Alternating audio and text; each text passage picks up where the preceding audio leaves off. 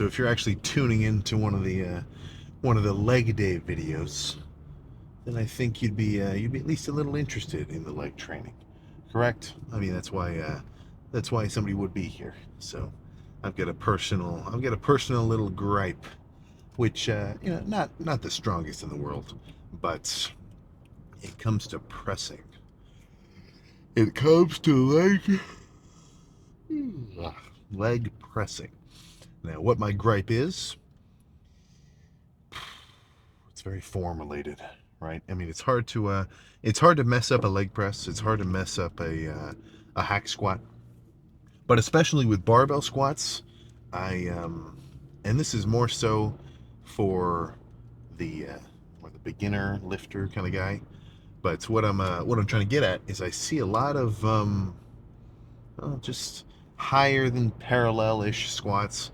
And I mean, I'm not I'm no powerlifting competitor. I don't have to hit a certain depth arbitrarily, but you're just missing out. And I don't mean missing out on like, oh, you're missing out on the full range. Like you're just missing out on gains by doing some scrappier reps like that. Because not only are you not getting a real quad stretch and actually running it through that full actual range of motion, but even during the reps themselves, you're not going to be able to get into any kind of a groove. Like there's a, I don't even know how to describe it. It's kind of this cushioning look of reps when guys do actual, trying to hold it on. When guys do actual like half rep sets of squats, and yeah, I mean half rep pretty fucking strongly. You know what I'm talking about. Knees barely bent, nowhere near fucking parallel, and then just kind of bouncing around in that area. And then even if you're, you know, a little better than a half repper, 3/4, still you just lose that sort of momentum in your rep. So that's my only tip. If you know somebody squatting,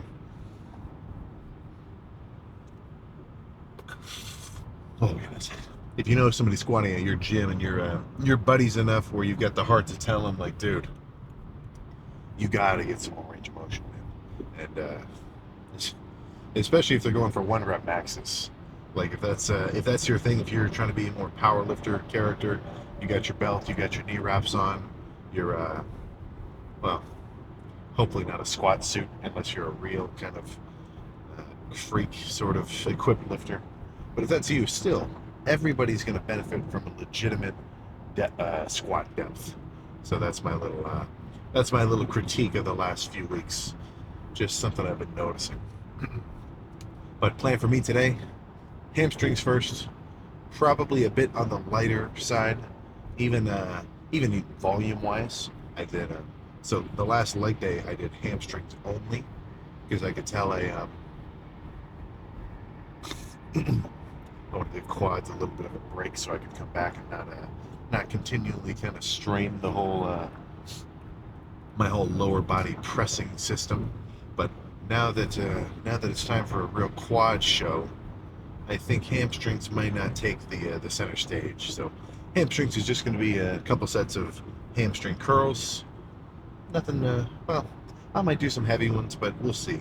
Probably just laying, maybe some standing single leg, and then once those are done, I'll move on to quads. And that's for a reason. If I do hamstrings after quads, I'm missing out on all the knee sort of stabilizer warming up that doing a hamstring workout does. And I don't know about you, but having fatigued hamstrings, it does not take away from my pressing strength later on.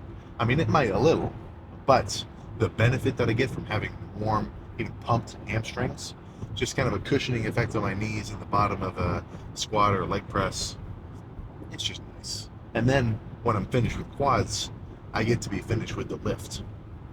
You know, I don't have to be extra kind of fatigued. Oh yeah, extra kind of fatigued from what the hell was I going to say? Extra fatigue from the quad workout, and then have to linger around. And I feel like if I try to do hamstrings after a real quad lift, I'd probably suffer at least if not mental clarity from the fact that I'm already tired and exhausted from quads, just like physical exertion. I don't think those reps would be as good. So that's the game plan. And the reason that my yawns are so persistent, not only because whenever I'm bulking up, I just get a little more lethargic, right? It's the opposite of what you might think. Now during my lifts, that's a little bit different, right? Full of fucking energy, strong as can be, got way more than enough food in my system. But outside the gym, I feel way more just generally baseline energized when I'm dieting down. You know, when I'm eating more in a maintenance phase or a deficit, just because I'm in more of a baseline kind of state of being, instead of constantly trying to run every one of my bodily processes possible to induce muscle gains at all times. So and then another reason I haven't drank my pre-workout yet. Legs is a bit of a longer lift. I think so. It's 9:07 now. I bet the last set of quads. I bet the last set of quads is going to be damn near close to at least 11:45. So I'm talking hour and a half, maybe hour 45 worth of a lift. And hamstrings, I don't really need to be so insanely stimmed up for it. So the fact that it's a longer lift makes me say, let's just take my pre-workout right when I park, and then once quad starts, it'll basically be fully kicked in. So almost trying to manipulate my intake for a specific time period of sort of maximized caffeination. So I think that's all I got to say there. On a, what day is today? Oof. Oh shit! This gym might actually close early. It's Friday. Well, let's find out.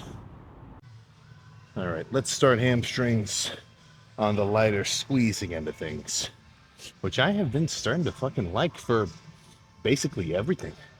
Maybe not so much back and chest, but, well, kind of biceps too. But hamstrings and triceps, I'd say are the leaders for me in terms of making the starter set light squeezing, right? Because I just get more out of it. I mean, it takes a while to really warm up my whole set of hamstrings. So if I want to start with a heavy set, I'm gonna have to sit here for extra long. Okay, half the stack for a few reps. A few more notches, few more notches, few more notches, few more notches. That's just a lot of fucking warming up. Now, I do like the logic, start with a hefty weight sometimes, but that does not take away from the benefit of like grabbing half the stack with a 50 or well, whatever weight you can manage with a rope and doing like a real nasty holding squeezing set. Real kind of slow.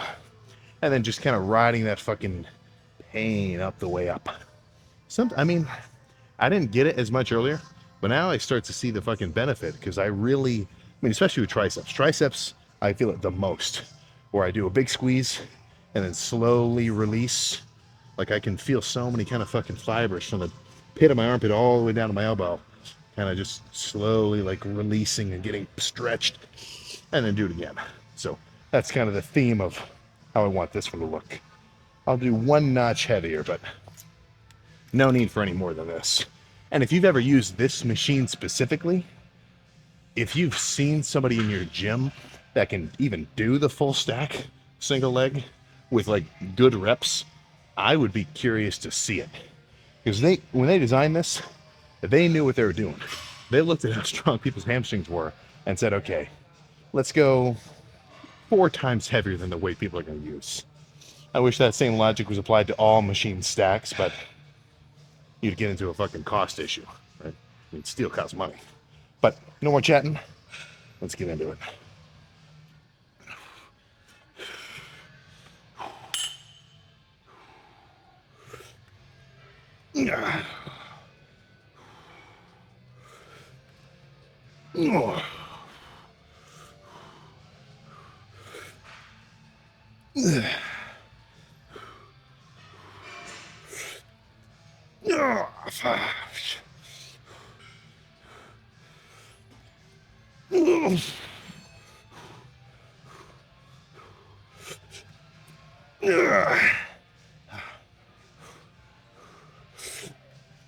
Yeah.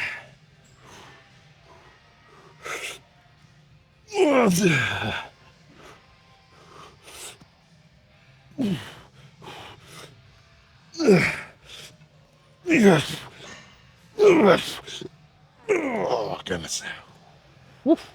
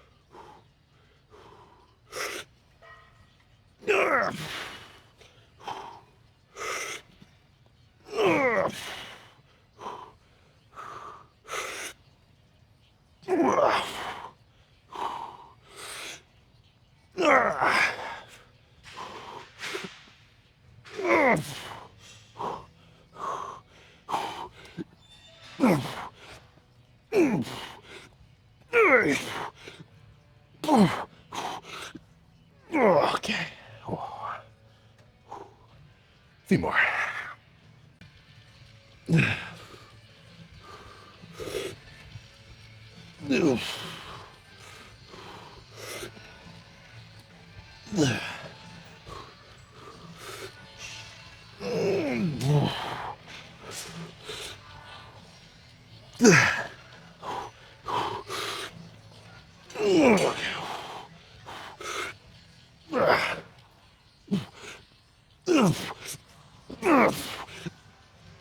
Okay. Okay. Whew. Whew.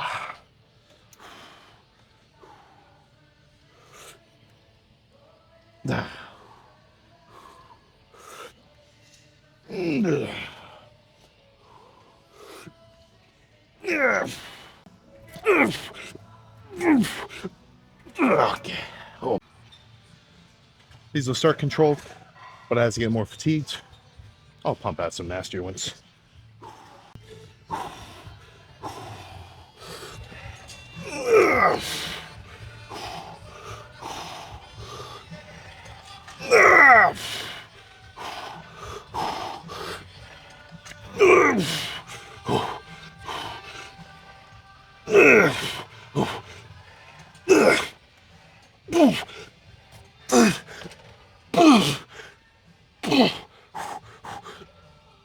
Okay. Oh my gosh. Whew. Whew. Like one more just like that, and that'll be enough.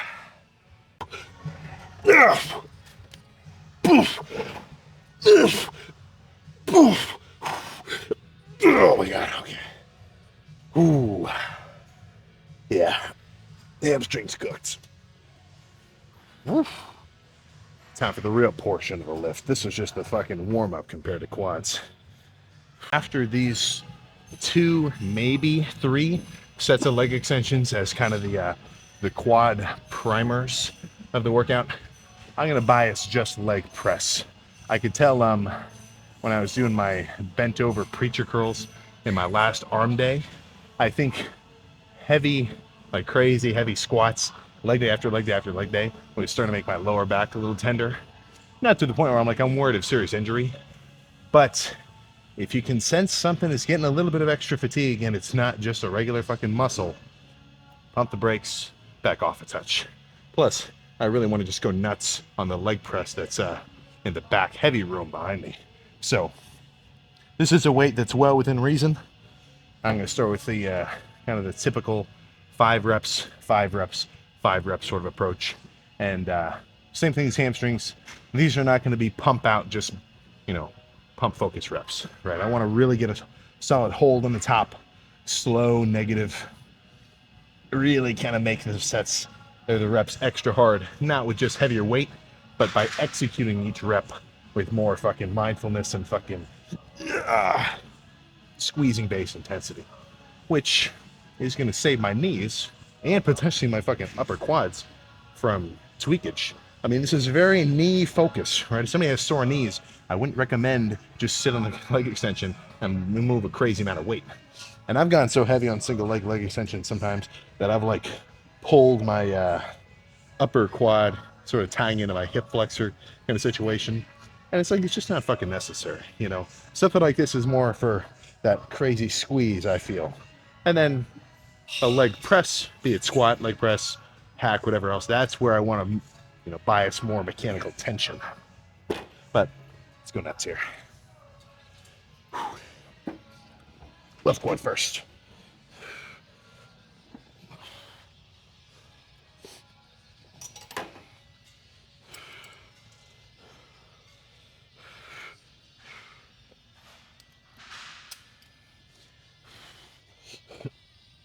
Oh.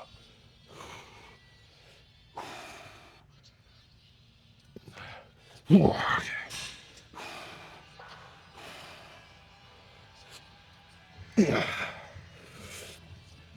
Okay.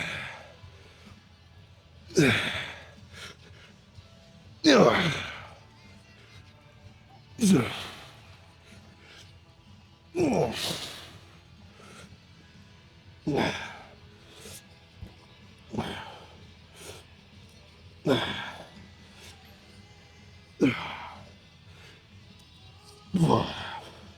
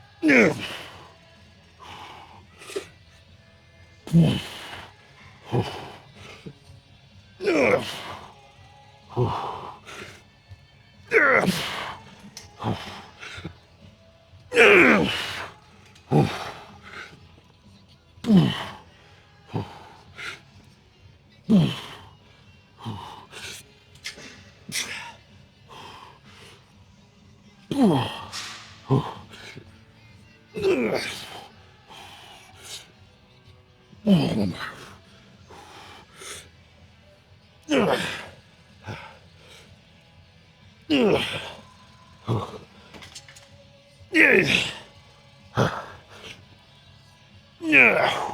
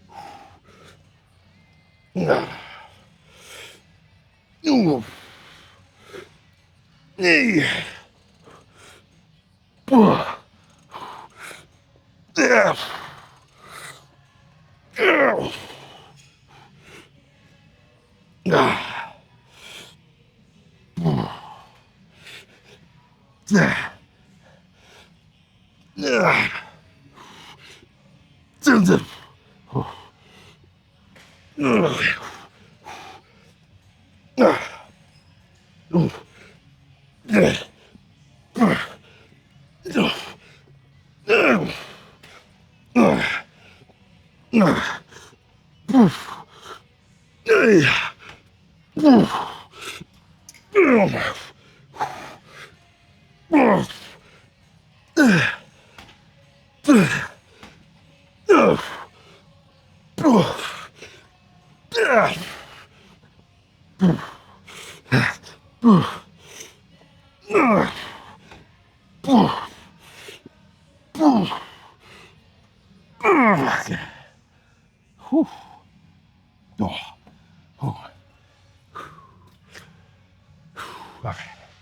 let's go press some shit.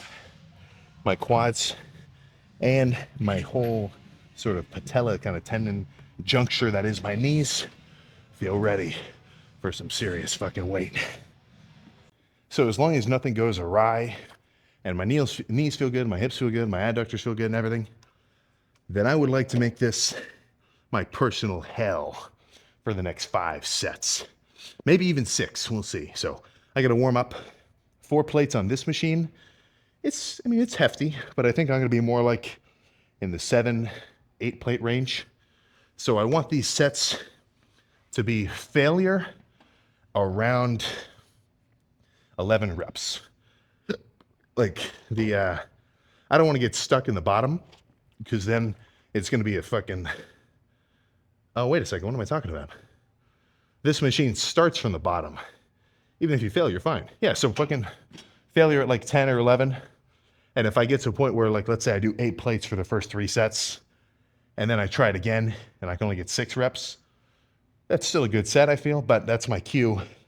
Peel a plate off and keep going. So I like this machine. Leg press with a variable strength curve has been my bread and butter.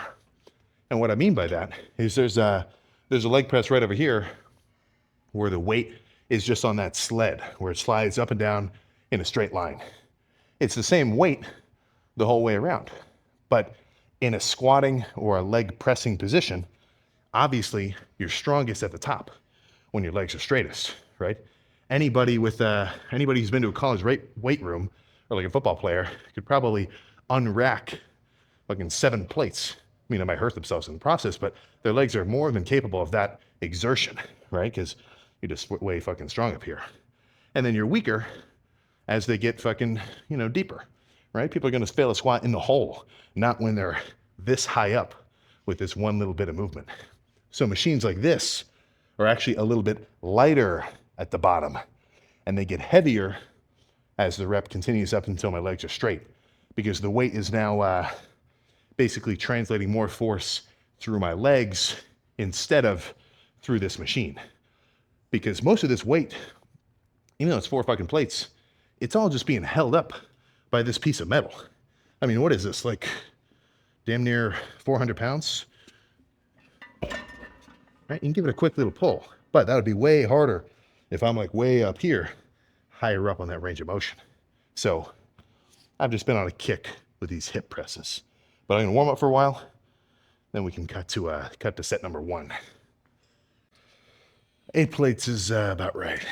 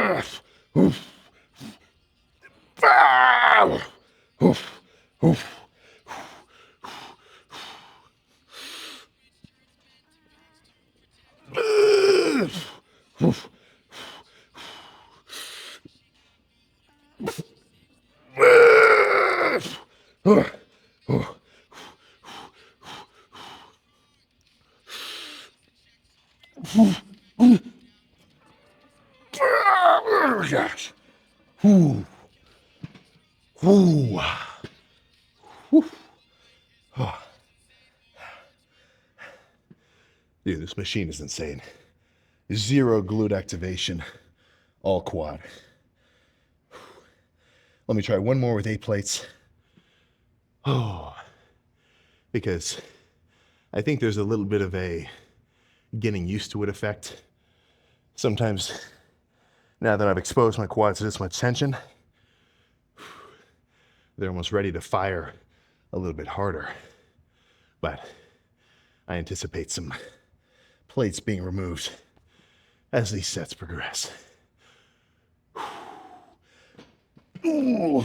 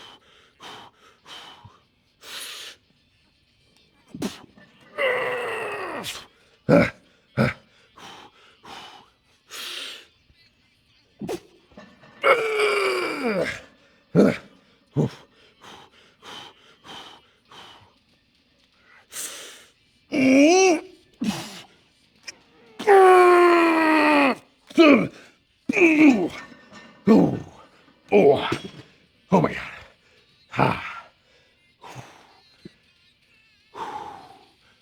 Oh. Let's maintain this energy.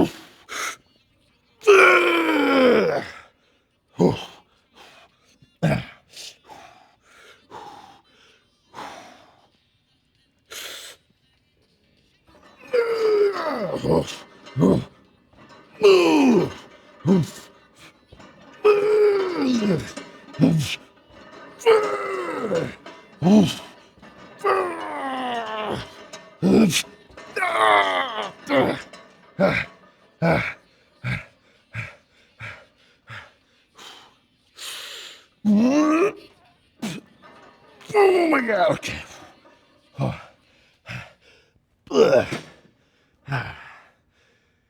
Ooh. I guess I lied about dropping the weight, huh? I probably should have after that second set. But even though there's 6 reps, that felt good. Probably should drop it next time and do more like 10 like I said I was gonna. Oh, that might be enough pressing, honestly. I may either want to finish with one more squeezing to the leg extensions and really pump up my quads. But if I feel like there's no need once I do a feeler set over there, I think this can just be it. Oh my God. Ah, shit. Now I gotta put all these things away, give myself a goddamn lower back pump. Yeah, let's just end it there. God, I got a fucking sore throat from all that grunting. But those sets, I think, were I think those sets might be a little too dense in terms of intensity. The ones I've been doing with that one black hip press, more like 12 rep failure. Or actually, no, more like 15. So those being closer to 7 hit me like on a set by set basis a bit fucking harder. So let's see how quads are looking underneath. Oh, wait. Well, I certainly feel pumped. And visually, fucking matches.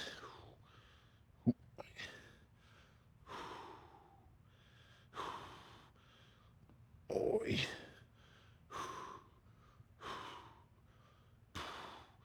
Oh, goodness.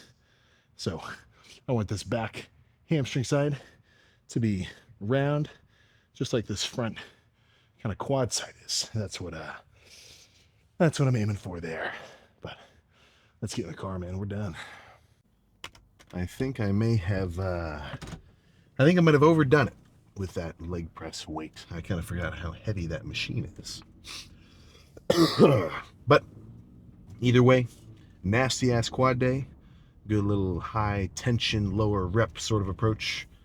And then I can, I can flip it around and make my quad portion of next leg day maybe a little lighter, maybe a little bit more endurance based, right? Maybe get some 20 rep sets of leg press in. But something I want to bring up, which I mean, this is not like groundbreaking information or anything, but it is something I think about reasonably frequently.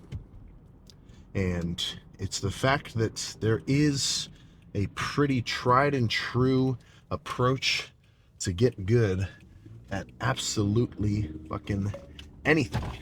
Now, this may not be, maybe not so easily translated to like skills or, well, like sports or something like that. That's a bit more long term because you practice something every fucking day.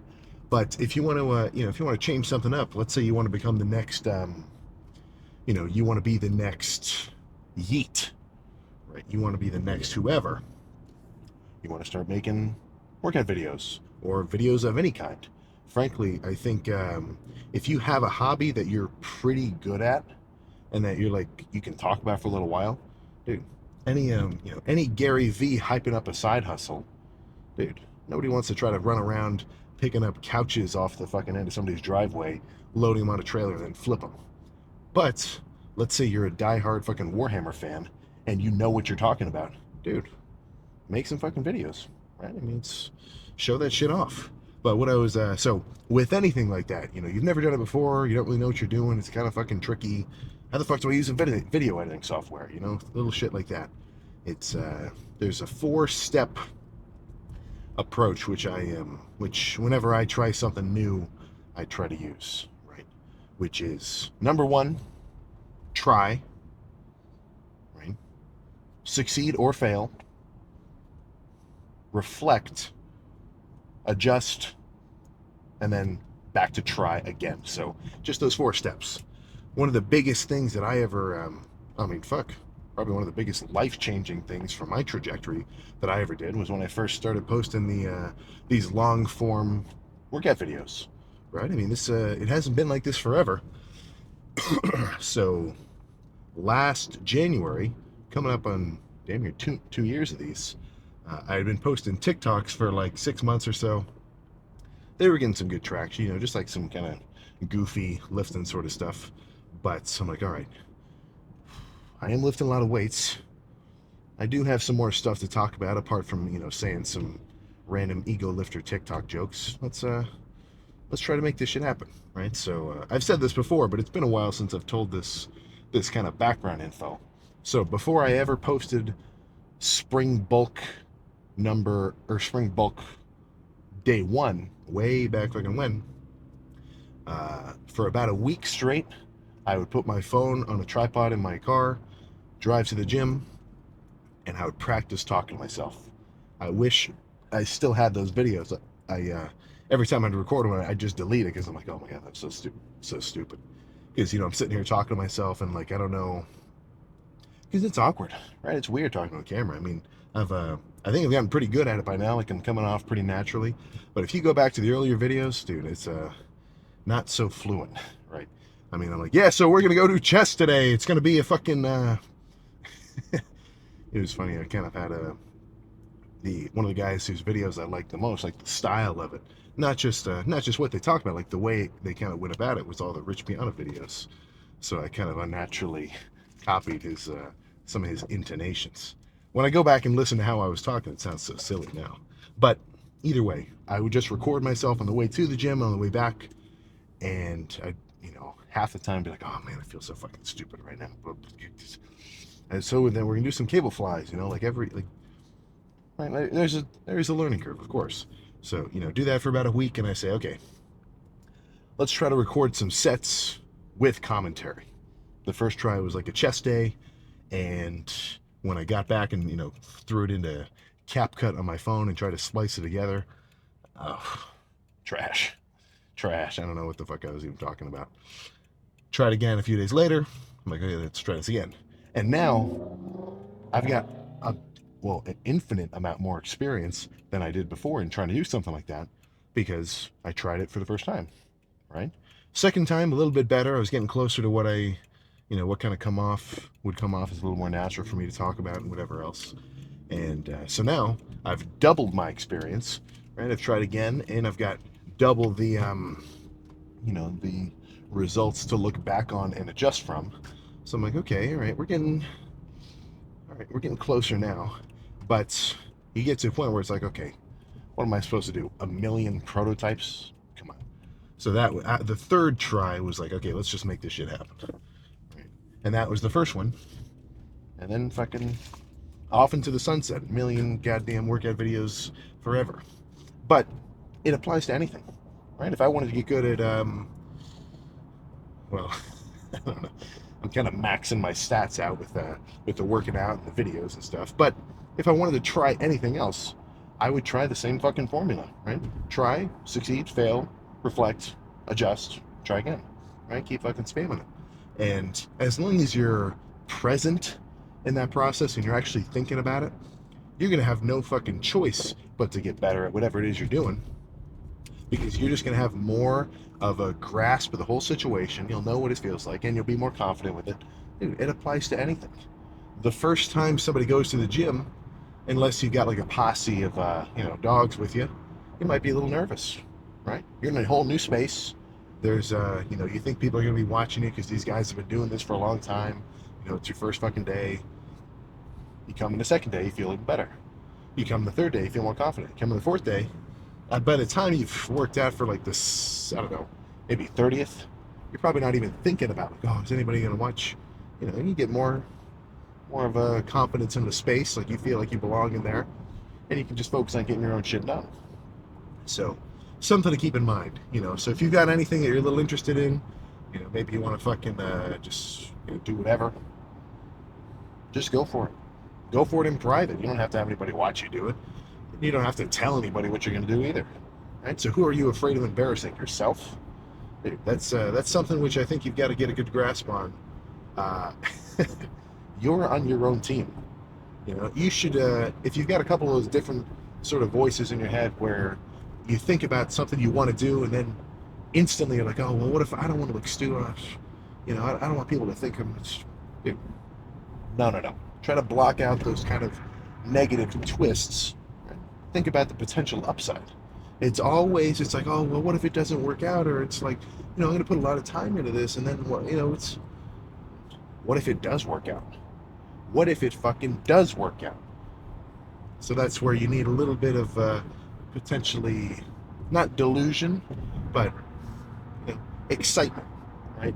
You got to have some confidence in what you're able to do. Plus, the more often you fucking practice it in private, then we actually say, okay, let's make this shit happen, whatever it may be. Dude, you're gonna be solid. So something to keep in mind.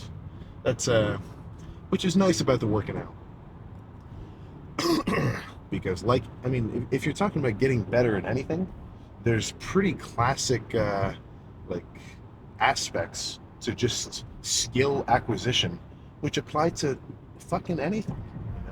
Get a baseline amount of information. Get some hands-on experience, listen to advice from guys who are a little more advanced or somebody who's in the space already, and then go from there. Like when I'm talking to, if I'm talking to a younger dude, or even just, well, I guess sometimes my concept of age isn't actually real life age. It's like training age. Oh my goodness, I really am a gym at that. But when I'm talking to somebody who's a little less experienced working out wise, they're asking me for training tips and everything else. It's like, what should I be working on to, continue to grow? And I'm like, are you watching fitness videos? Is your For You page fucking flooded with all sorts of different lifting stuff? And do you watch YouTube videos about guys working out? It's like, well, yeah, I mean, obviously, if anybody works out, there's no way to escape it. Be that good or bad. I think reasonably good, but there's also some negatives too. But that's not what I'm talking about here. So, okay, you're getting a pretty massive influx of new training information all the time. So that's where my tip wouldn't be, okay, you should change this about your training. You should change this about your training. It's you should look at the results that you've gotten over the last 2 months, what's lacking, and then try to find a way to make up for it. Usually, my tips to somebody isn't going to be, you need to completely uproot your training, completely change your style, and train like this. You're so wrong for training like this. It's like, no. Part of the a big part of training, which I think is always underrepresented. I mean, all we ever hear about is like, this is the most optimal way. You have to train with a complete utter stretch so that you can get maximal, you get 10% extra hypertrophy was found when the lengthened portion was biased. It's like, yes, there's definitely value in that. I kind of hate that I've set myself up to be like completely anti-science. Like, that's not exactly what I'm saying, but a 10% difference in the training stimulation, that 10% difference is not ever going to fucking happen if the guy who's doing that, whatever specific style of training, isn't eating his calories. That is going to fucking seriously overpower any training change. Going from eating in a maintenance phase to actually enough food to support hypertrophy, right? So that's where, deal with your biggest problems first and then optimize next. But so I'm not trying to say that that's wrong, but don't forget, for someone to train hard and for someone to enjoy the training that they're doing, it has to be a training style that they can get behind. So whatever somebody's doing, be it like maybe they're doing something unconventional. Maybe somebody just when they came up, they had a die-hard 15 set bicep workout. They stick to it all the time. They love it. They believe in it. That's what they like to do, and they're going hard. Sure, that may not be perfect, right? And that guy may want to say, it's like, okay, I've been training the same way for a while. I well, maybe I should try something new, and make minor adjustments over time. But you can't take away or overlook the value of doing a training style that you like. That's why I'm not like itching to have someone, coaching me and deciding and like telling me what movements to do and how to do them and everything else. Because apart from the fact that maybe I just like to be the backbone of everything. It's like if I fail or if I succeed, I want to be responsible for it. But I can get behind a set if I'm doing it because I want to do it. If I load up a leg press with however many plates and it's because, okay, I know this is going to feel good for me right now and this is how hard I want to go and everything else, that really lets me get amped up. If somebody's telling me what to do, this may just be a problem on my end with like something about authority or whatever, but then it kind of feels like a chore, you know? So that might just be me. And again, I'm not trying to take away the value that having like a real experienced coach has. Like, I want to hear all the fucking training information from every 80s character to current Olympia guys now. But I have to be able to get behind that training knowledge to be able to implement it into my routine.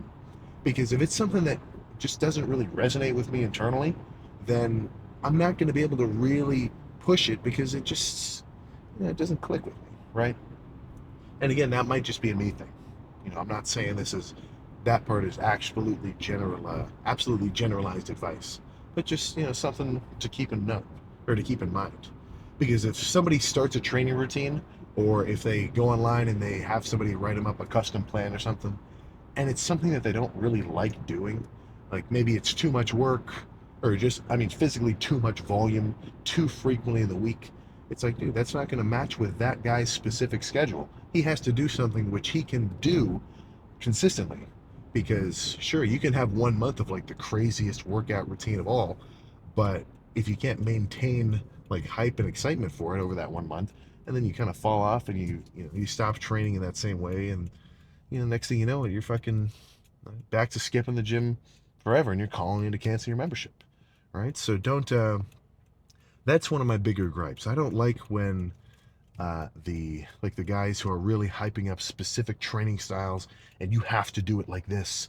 Like they take away the subjective nature of training, because this isn't something where you go to the gym and you say, okay, I'm going to do 5 sets of this curl for failure, 15 rep failure, right? Like the way that they talk about training, it's like they're listening to an audiobook as though they think you're doing a set like, hmm, hmm, what do I want to have for dinner today?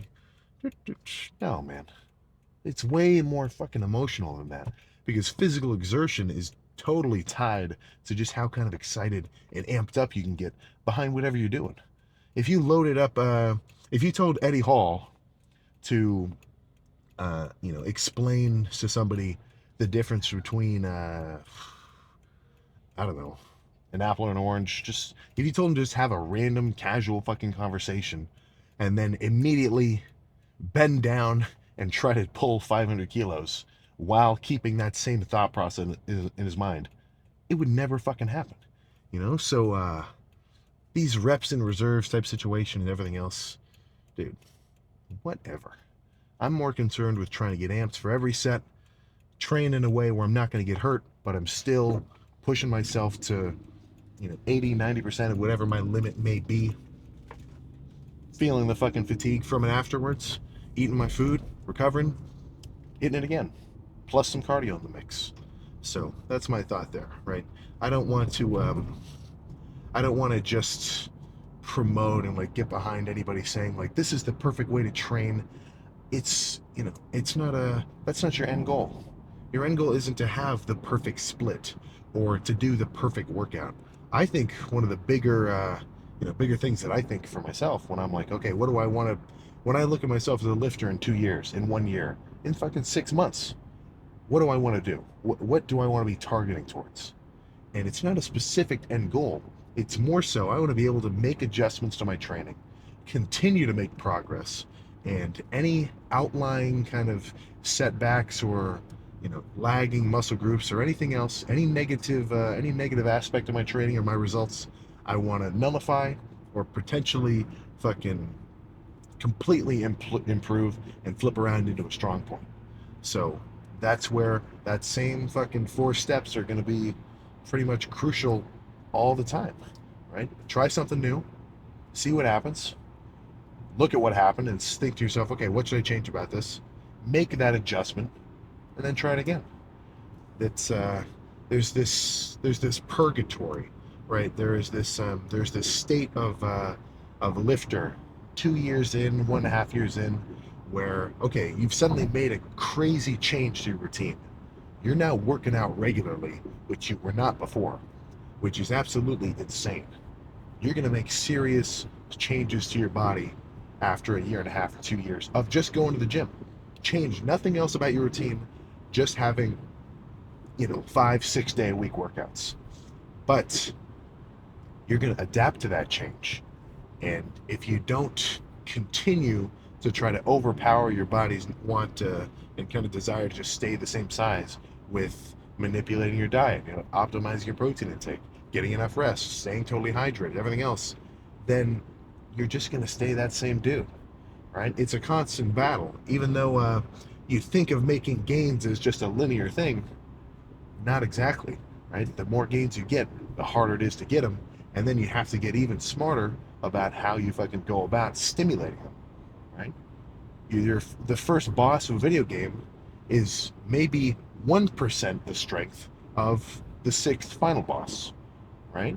So at the end of it, you're not 6 times stronger, right? You fucking buffed up every fucking stat imaginable, because to make something more challenging time after time after time, it's not just like, a 5% increase or a 10% increase. Like this is kind of an exponential sort of battle. So not to make it sound so daunting, but just keep in mind, over time, you want to change as a lifter, right? You want to adjust to your new situation, because my body in 1 year is going to be different than my body right now. It's way different than my body 3 fucking years ago. So it would fucking make sense that in each different state of being, I'm training and treating myself and my diet and everything else in totally different ways, depending on where I'm at that given moment. So if you can tell you haven't put a massive amount of thought into trying to, update your fucking training, then maybe just scan around, listen to usually some social media fitness kind of buzzwords are on the right track. Just don't spend $600 a month on like the newest ashwagandha if if it just seems a little bit too gimmicky to be true. That's my only stipulation there. But just try to make some minor adjustments, and don't think that I'm trying to say, okay, Sam said I need to upgrade my fucking training. All right, I'm going to start counting every gram of protein, every gram of carbs, every gram of fats. I'm gonna do 30 minutes of cardio. I'm never gonna miss. Dude, there's some leeway, but over time, making small improvements will always fucking pay off more than you would think, because you're just constantly building up new momentum. So that's my talk there, right? Try to be a better lifter tomorrow than you were today. So time for me to go home. Like to chow down, go to sleep. So I'll see you for a diabolical, awe-inspiring, skin-splitting, blood-flowing, steel crackling chest pump. And that's my responsibility to make sure that description is accurate. So I'll see you then.